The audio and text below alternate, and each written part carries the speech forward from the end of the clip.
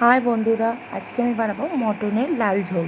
তার মধ্যে আদা বাটা, রসুন বাটা, পেঁয়াজ বাটা, জিরে গুঁড়ো, ধনের গুঁড়ো, হলুদ গুঁড়ো, লঙ্কার গুঁড়ো, তার মধ্যে নুন, কাঁচা সর্ষের তেল দিয়ে হাত দিয়ে ভালো করে তাকে মেখে নেব। মেখে আধ ঘন্টা রেখে দেবো। মেখে নিয়ে আলু দেবো। আলুর মধ্যে নুন হলুদ দিয়ে ভালো করে লাল লাল করে ভেজে তুলে নেব।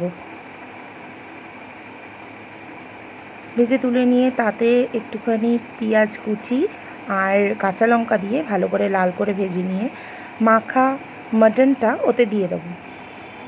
দিয়ে ভালো করে মাংসটাকে ভেজে ঢাকা দিয়ে রেখে দেবো।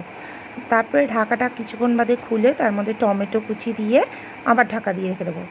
তারপরে যখন তেল বেরিয়ে যাবে তাকে ভালো করে ভেজে নিতে হবে, একটু কষিয়ে নিতে হবে। তারপরে হালকা একটু জল দিয়ে আবার ভালো করে কষিয়ে নেবো।